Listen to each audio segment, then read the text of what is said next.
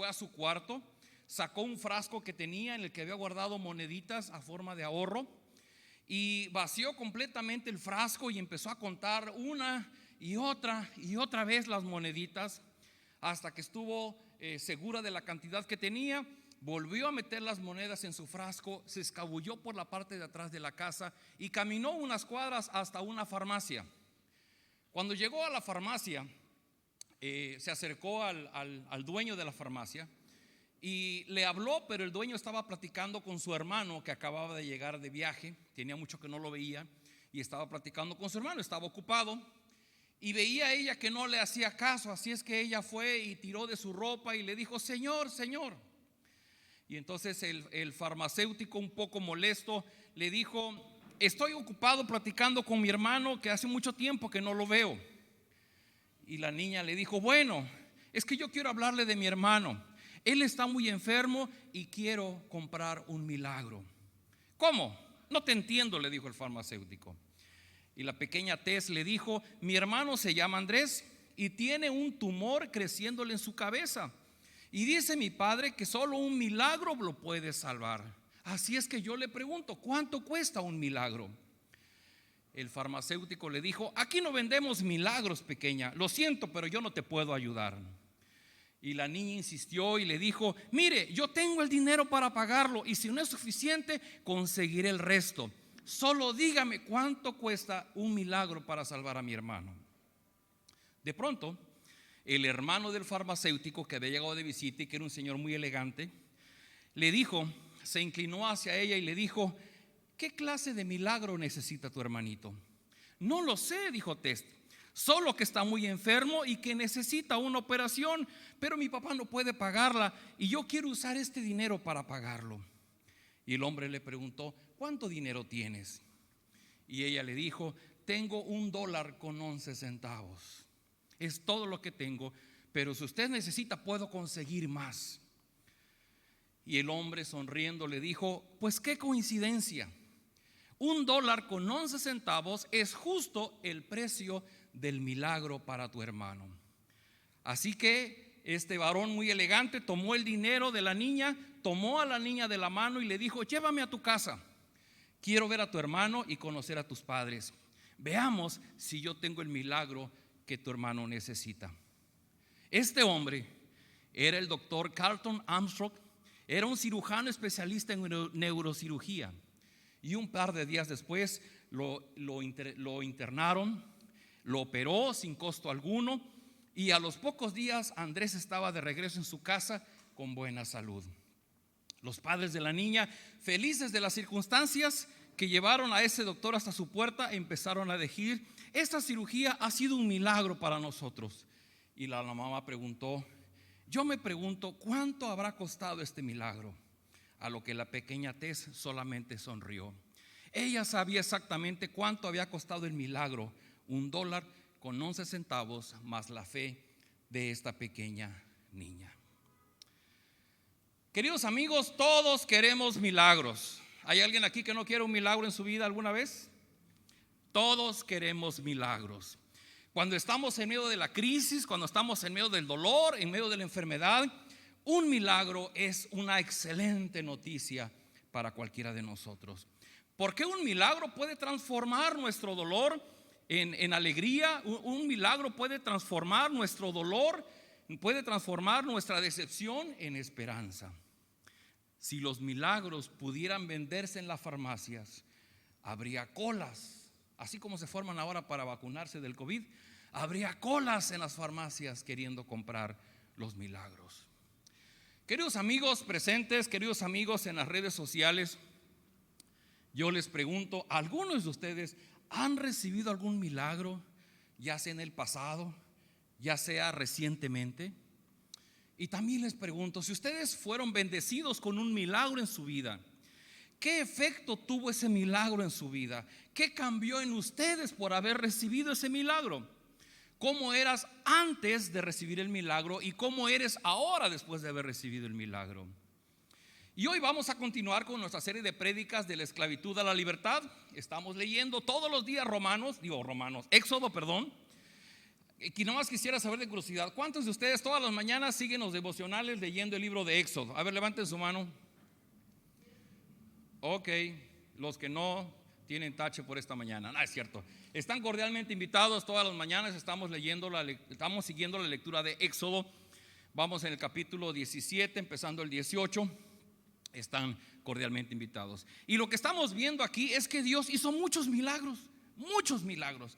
Las plagas, el mar rojo, muchos milagros. Y uno se dice, bueno, y esos milagros que están ahí, ¿por qué hoy día yo pido un milagro y por qué no aparecen los milagros? Bueno, vamos a entender algo. Los milagros que Dios realiza tienen un propósito. ¿Cuál es el propósito de Dios con cada milagro que hace en nuestra vida? Y sobre eso vamos a platicar esta mañana. Acompáñenme en una oración. Padre, gracias por tu gracia que nos transforma, que sin ella seríamos como un ave tirada en el piso, o como un ciervo que brama en el desierto muriendo de sed. Tu gracia sacia nuestra sed, tu gracia sacia nuestra hambre, tu gracia nos lleva a la vida en abundancia que el Señor Jesús nos ha prometido. Rogamos pues que en este momento tu Espíritu nos guíe en la exposición de tu palabra y que podamos tener respuestas para nuestro corazón. Te rogamos, guíanos en este momento en el nombre de Jesús. Amén. Bueno, como siempre usamos la escritura para guiarnos en la meditación. Y yo quisiera empezar a leer dos textos así extraídos, porque bueno, hemos leído mucho en Éxodo.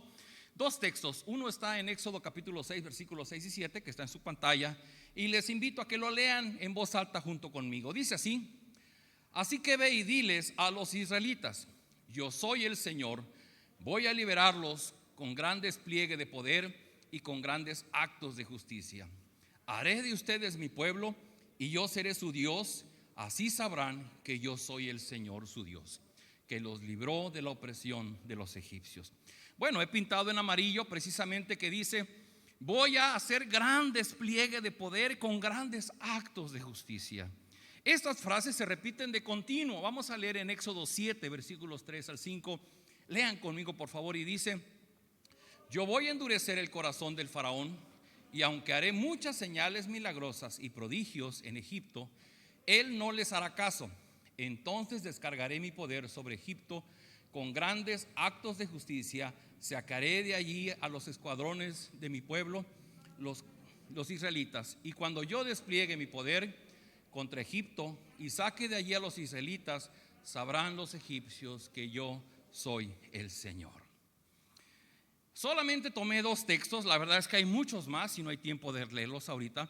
Pero si ustedes leen Éxodo, lo que hemos estado leyendo estos días, van a ver que de continuo Dios está avisando: voy a hacer grandes proezas, voy a desplegar mi poder. Dios está obrando, está manifestando algo. Por ejemplo, dice: manifestaré mi poder, desplegaré mi poder, haré muchas señales milagrosas, descargaré mi poder sobre Faraón. Dios es muy claro y está diciéndonos con toda perfección qué es lo que Él está queriendo hacer con los milagros que Él está realizando. Hay un texto más que complementa esta parte y que nos explica que Dios tiene un propósito con los milagros. Es decir, hoy día todos queremos un milagro cuando obviamente viene la crisis, cuando viene la enfermedad. Y obviamente lo que queremos es la intervención de Dios inmediata para liberarnos, para sanarnos, para ayudarnos en medio de la crisis. Pero lo que hoy vamos a aprender es que Dios tiene un propósito con los milagros. Sí, Dios hace milagros hoy día, pero Dios tiene un propósito con cada uno de ellos. ¿Por qué? Porque en cada milagro hay un propósito, y es un error muy grande de nuestra parte no comprenderlo y simplemente pasar por alto qué está queriendo hacer Dios con cada milagro que realiza en mi vida. Cuando estábamos hablando de los israelitas, Él dijo: con esto que yo voy a hacer, voy a demostrarle a los egipcios y voy a demostrarle al faraón quién soy yo. Y cuando yo haga grandes proezas con mi pueblo, voy a liberarlos y los voy a llevar a la libertad en el desierto. Y van a conocer quién soy yo. Dios tenía planes de darse a conocer con el faraón y con su pueblo. Pero cuando estaba estudiando esto vino a mi mente que es exactamente la misma situación de cuando el Señor Jesucristo estuvo entre nosotros. Y quiero leer allá en Mateo 4:23 este texto. Dice: Jesús recorría toda Galilea, enseñando en las sinagogas, anunciando las buenas nuevas del reino y sanando toda enfermedad y dolencia entre la gente. Es un hecho, cuando Jesús vivió en la tierra, Él sanó a mucha gente. No sanó a todos, pero sanó a cojos, a mancos, a paralíticos, sacó demonios, resucitó muertos, multiplicó el vino, caminó en el mar, calmó la tormenta, hizo muchos milagros. Pero hay algo que sobresale aquí. Nuevamente, en el mismo evangelio de Mateo capítulo 9 versículo 35 dice así: Jesús recorría todos los pueblos y aldeas enseñando en las sinagogas, anunciando las buenas nuevas del reino y sanando toda enfermedad y toda dolencia. Estos dos textos, entre muchos que hay en el evangelio, dice que Jesús recorría las ciudades y los pueblos sanando a la gente. Pero fíjese usted, de manera curiosa, antes de decir que Él sanaba a las personas, ¿qué dice? Enseñando, anunciando las buenas nuevas del reino. Es decir, que Jesucristo primero anunciaba las buenas nuevas del reino y luego obraba los milagros. ¿Se acuerdan ustedes? Uno de tantos pasajes que hay, unos 4 varones llevaron a un amigo que estaba postrado en su camilla y que hicieron un hoyo en el techo, y lo metieron por el techo y lo pusieron en el medio donde Jesús estaba hablando. Y lo primero que Jesús le dice: hombre, a ti te digo, tus pecados te son perdonados. Y uno se pregunta, a ver, lo llevaron porque no podía caminar, y lo lógico era que Jesús le dijera, pues levántate y anda, te he curado de tu parálisis. Pero lo primero que Jesús dice es: tus pecados te son perdonados. Es decir, Jesús obraba milagros, sí, pero antes de los milagros había un propósito. El propósito es que las personas pudieran conocer de las noticias del evangelio del reino de Dios. Jesús vino a este mundo y Él vino cumpliendo una tarea que su Padre le asignó. Y su tarea era dar a conocer a Dios y anunciar el evangelio del reino, los misterios del reino de Dios. Y como una cosa complementaria, Él obró milagros. ¿Para qué? Para ayudar a que las personas creyeran en Él.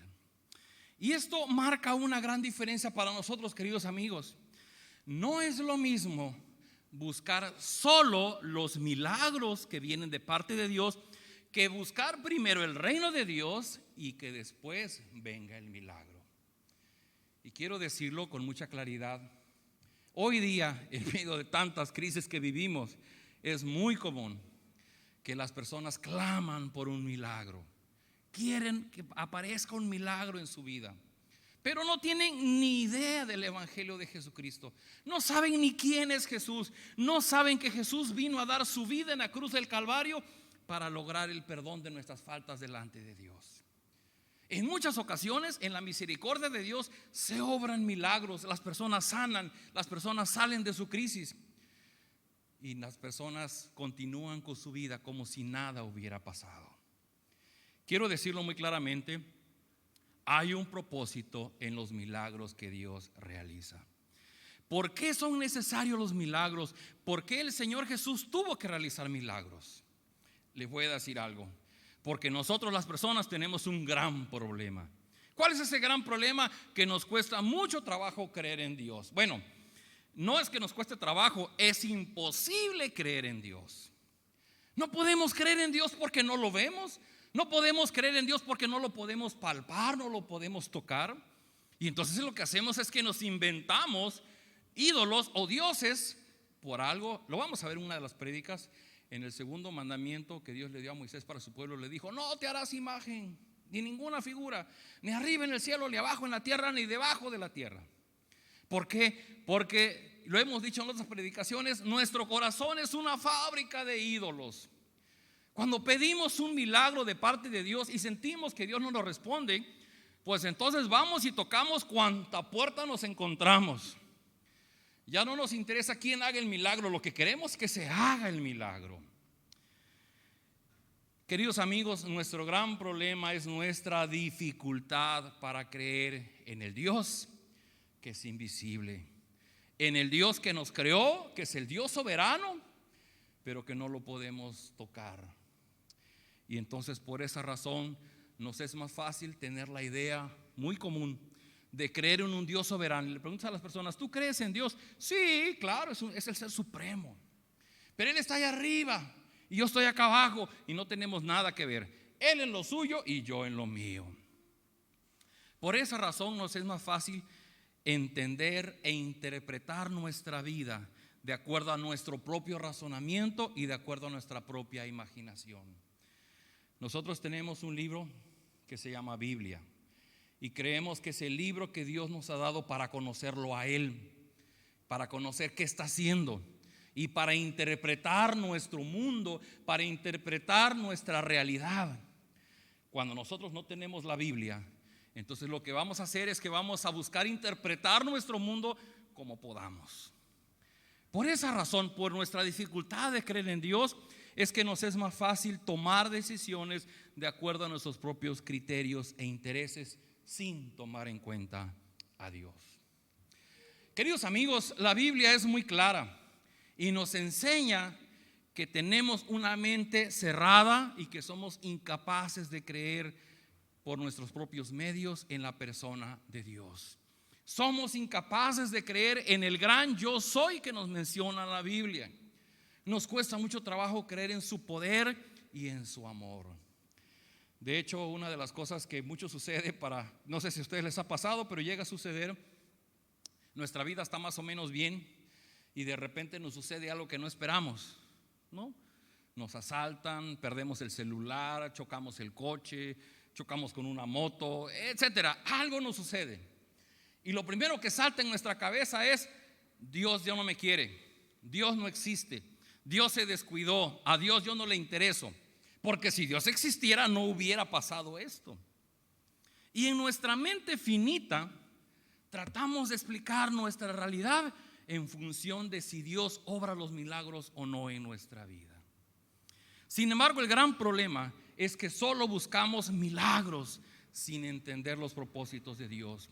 Queridos amigos, Dios tiene poder, lo tuvo en el Antiguo Testamento, abrió un mar, envió miles de plagas a Egipto, miles de insectos y de langostas y de todo tipo de animales contra los egipcios. Hemos leído en la semana algo que a mí me encantaría. Yo sé que Dios no cumple los antojos, pero me encantaría experimentar eso de estar en el desierto y que una nube permanezca como nublado todo el día. ¿A poco no en Acapulco cuando amanece nublado se siente rico? Y cada vez que amanece nublado me imagino esa nube que cubría a su pueblo en medio del desierto para darle frescura, para darle sombra. Y en la noche dice que esa se transformaba en una columna de fuego, de tal forma que les iluminaba y les daba calor en la noche. Esa era la presencia de Dios. Y ese mismo poder que actuaba en los israelitas es el mismo Dios que actúa en nosotros. Nuestro único problema es nuestra cerrazón, nuestra terquedad, nuestra necedad. Nos cuesta tanto trabajo comprender que Dios es soberano y que Él se mueve por encima de las circunstancias. Y que precisamente Dios va a tener que usar las circunstancias adversas de nuestra vida para darnos una lección, para ayudarnos a creer en Él. ¿Se acuerdan ustedes cuando Jesús estaba cruzando el mar de Galilea con sus apóstoles y él estaba muy cansado y se durmió en la popa del barco? Y a mitad de la noche, a mitad del lago, vino una gran tormenta y dice que el barquito se hacía para todos lados y el agua empezó a entrar en la barca. Y los discípulos que estaban con Jesús ahí le dijeron: maestro, despiértate, ¿no te importa que aquí muramos ahogados? Y entonces Jesús se levantó y dijo: a ver, calma. Y calmó el viento y el mar y se hizo todo en paz. Y volteó y le dijo a sus discípulos: ¿cómo? ¿Y dónde está su fe? ¿Por qué no tienen fe todavía? Los discípulos no creían en Jesús. Y Jesús usó las circunstancias alrededor de los discípulos para hacer milagros y que esos milagros les ayudaran a que sus ojos fueran abiertos. Así que, queridos amigos, aquí tenemos una primera interesante lección. No sé si tú estés viviendo una situación complicada, difícil. Te tengo una noticia. Dios quiere usar esa circunstancia difícil para decirte: yo tengo el poder en mi mano. Yo te amo y yo puedo hacer que tú creas en mí. Pero claro, se necesita que nosotros volteemos a ver a Dios y estemos expectantes de lo que Él quiere hacer en nuestra vida. Siguiendo con el pasaje, vamos a leer en Éxodo 6. Vamos a repetir un texto del cual quiero tomar una enseñanza. Lo voy a leer otra vez para ustedes y dice así: así que ve y dile a los israelitas: yo soy el Señor, y voy a quitarles de encima la opresión de los egipcios. Voy a librarlos de su esclavitud. Voy a librarlos con gran despliegue de poder y con grandes actos de justicia. Haré de ustedes mi pueblo y yo seré su Dios. Así sabrán que yo soy el Señor su Dios, que los libró de la opresión de los egipcios, y los llevaré a la tierra que bajo juramento prometí darles a Abraham, Isaac y Jacob. Rápidamente, hay 3 elementos que aquí quiero mencionar, porque el propósito de Dios es mi transformación. Queridos amigos, quisiera explicarlo, que Dios me dé las palabras para poderlo decir claramente. Dios puede usar los milagros tanto como necesitemos. El gran problema es que milagros van, milagros vienen y nosotros seguimos iguales. Por eso preguntaba en un principio: ¿tú has recibido un milagro de Dios? ¿Cómo era tu vida antes y cómo es tu vida ahora? ¿De qué manera el milagro que tú viviste en tu vida te ha hecho diferente o sigues igual? Bueno, quisiera ver 3 cosas que Moisés dice aquí muy rápido, no tenemos mucho tiempo, pero que va a hablar sobre esto. El propósito de los milagros es mi transformación. Hay 3 cosas. Primero, Dios quiere cambiar mi situación. Número 1, si nosotros no creemos en Dios, bueno, vivimos bajo la ira de Dios y somos esclavos de las situaciones que vivimos y de nosotros mismos. ¿Qué hace Dios mediante los milagros? Número 1, nos lleva a ser perdonados de nuestra culpa. Saben ustedes que todos los seres humanos en este mundo nacemos desobedientes, tercos y rebeldes ante Dios, y por esa razón todos merecemos el castigo y la ira de Dios sobre nosotros.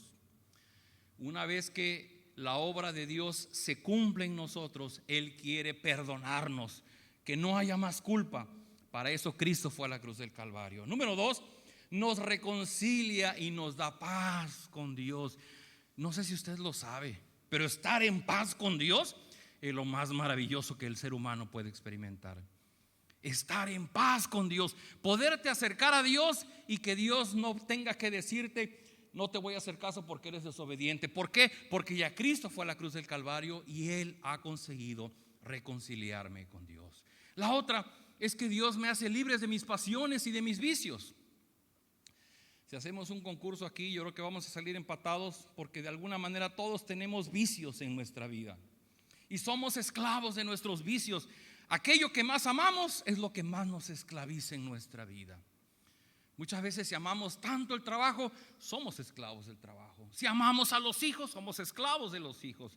Si amamos el deporte, somos esclavos del deporte. Si amamos la diversión, somos esclavos de la diversión. Bueno, y si amamos otras cosas, somos esclavos de ello. Y algo que va a hacer Dios en nuestra vida es que nos va a hacer libres para que podamos amar a Dios.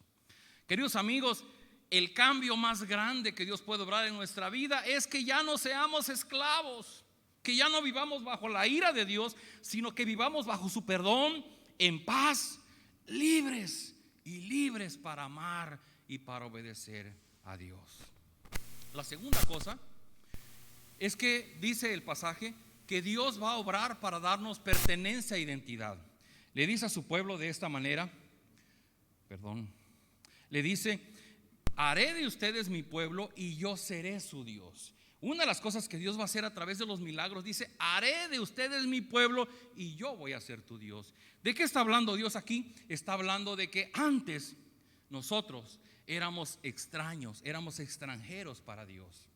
Y lo que ha hecho a raíz de la muerte de Jesús en el Calvario es que nos ha hecho parte de su familia. Y por eso yo puedo llamarle papá a Dios. Y Dios ahora me trata como hijo. Cuando doy el estudio bíblico de cuando Jesús enseña a orar a sus discípulos, me cuesta mucho trabajo explicar a las personas que cuando Jesús dijo, cuando ustedes oren van a orar así, y lo primero que les dijo es Padre nuestro. Y como trato de explicarlo, pues yo no puedo ir con Alberto Ibarra y decirle papá, porque no es mi papá. Tampoco puedo ir con mi tío Josué, porque es mi tío, no es mi papá. De igual manera, una persona en este mundo que no es hijo de Dios y que repite el Padre Nuestro 20 veces porque le dijeron que lo tenía que repetir, pero saber que su oración no pasa del techo porque él no es un hijo de Dios. El Evangelio dice cómo podemos ser hijos de Dios. Llegamos a ser hijos de Dios a través del Señor Jesucristo.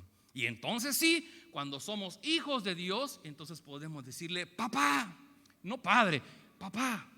Y Dios nos trata como a hijos.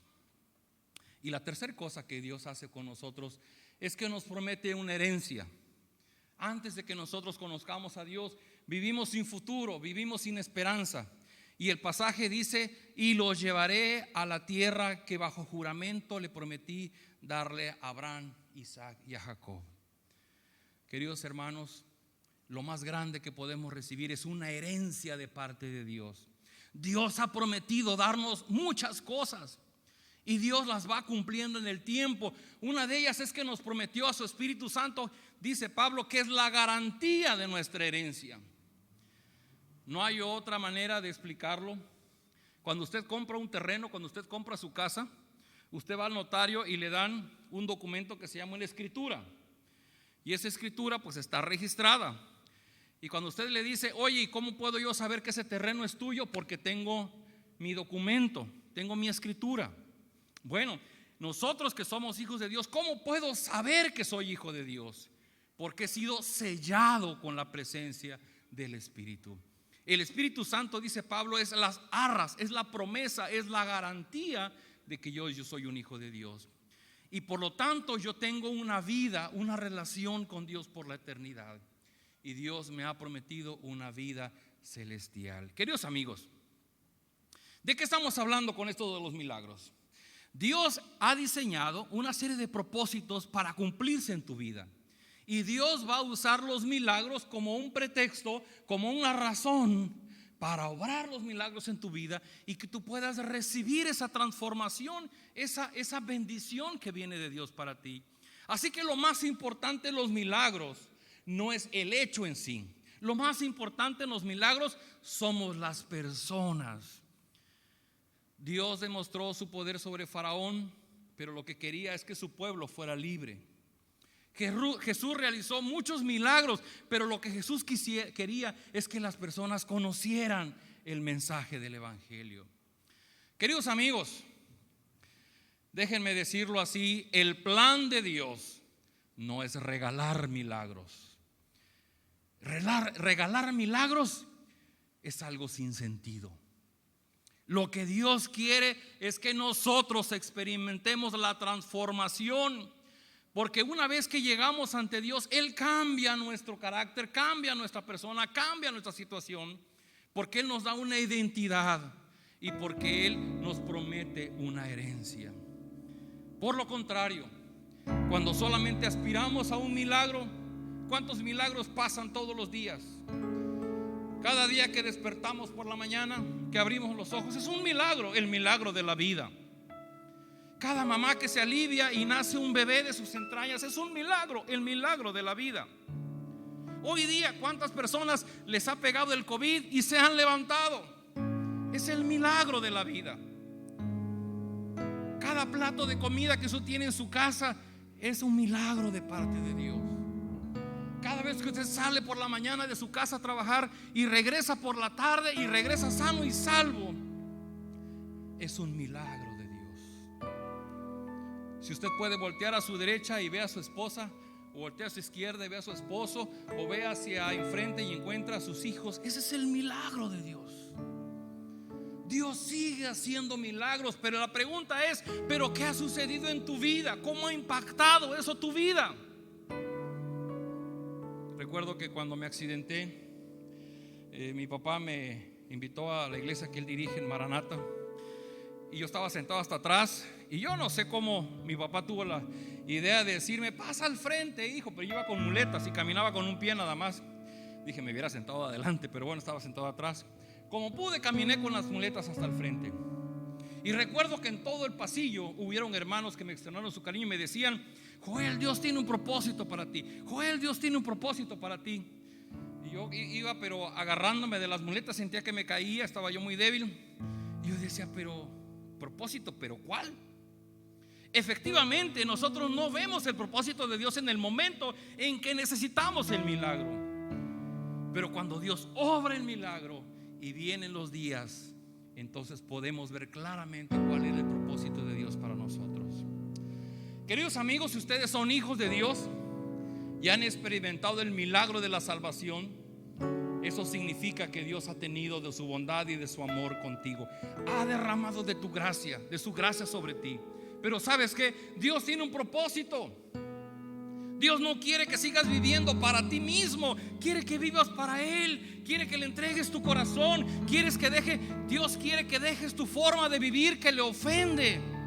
Y que esa forma de vivir te está dañando, te está carcomiendo. Y no solamente a ti, está dañando a los que están contigo.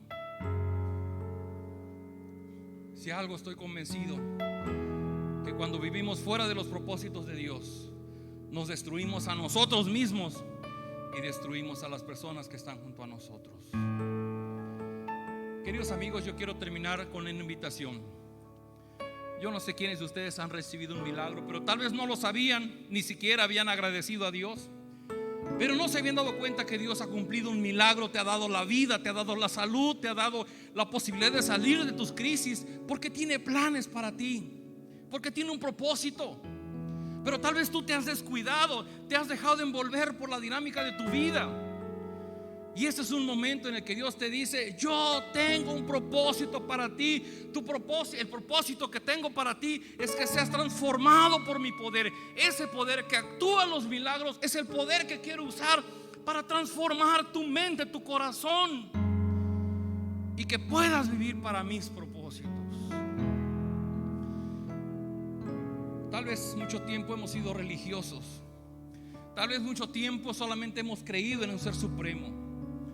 Tal vez simplemente no le hemos dado el interés que tiene nuestra relación con Dios. Pero yo te digo algo: puede ser que necesites un milagro hoy, o puede ser que se te presente algo y lo necesites el día de mañana. Pero cuando ese milagro se presente, yo te invito a que tú lo pienses. Me está pasando eso y Dios tiene poder, pero ¿cuál será el propósito de Dios para que el milagro de Dios se cumpla en mi vida? Porque les digo esto, estoy seguro que hay milagros que Dios va a hacer en tu vida sin necesidad que los pidas. Si tú eres un hijo de Dios, si tú estás buscando el reino de Dios y pasas algún momento difícil, antes de que tú lo pidas, Dios ya tendrá el milagro para ti. ¿Sabes por qué? Porque Dios es soberano.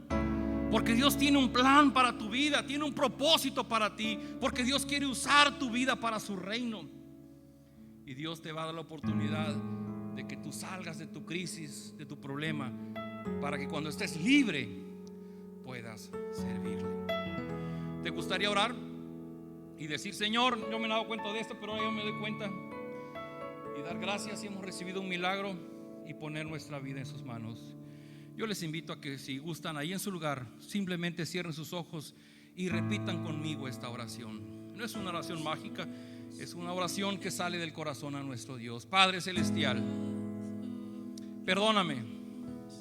Hoy me doy cuenta de cuántos milagros has hecho en mi vida, y que eso no ha cambiado mi forma de vivir, porque sigo siendo el mismo de antes. Sigo dañándome a mí mismo y sigo dañando a las personas que están conmigo, porque no te amo más, porque no he buscado conocerte y amarte. Pero yo quiero rogarte que en medio de la situación donde estoy, tú me permitas el más grande milagro, el milagro de ser transformado por tu Espíritu que mora en mi corazón. Arranca de mí la flojera, arranca de mí la tibieza de corazón. Permíteme conocerte, permíteme amarte y permíteme ser útil a tus propósitos. Que yo pueda buscar el reino de Dios, tu reino, y que tu voluntad se cumpla en mi vida. Oh Padre, estamos delante de ti creyendo que tú eres el mismo Dios que obró en los israelitas. Obró con poder, haciendo grandes milagros. Eres el mismo Dios que se mueve hoy entre nosotros, haciendo evidencia de tu poder y de tu amor en nuestra vida. Y ahora, Señor, yo oro por las personas que están aquí, por las personas que nos ven a través de las redes, que tienen una profunda necesidad de ti, que necesitan un milagro. Yo te ruego, Padre, en tu misericordia, obra ese milagro en sus vidas. En ti hay poder para hacerlo. Pero no solamente obres el milagro, sino que también la persona pueda comprender por qué razón estás haciendo eso. No solamente por tu amor y por tu gracia, sino porque tú tienes planes para esa persona. Tú quieres que salga de su crisis, que salga de su enfermedad, porque tienes planes para ella. Permite que esa persona pueda ver esos planes que tú tienes para ella. Lo rogamos en el bendito nombre del Señor Jesús.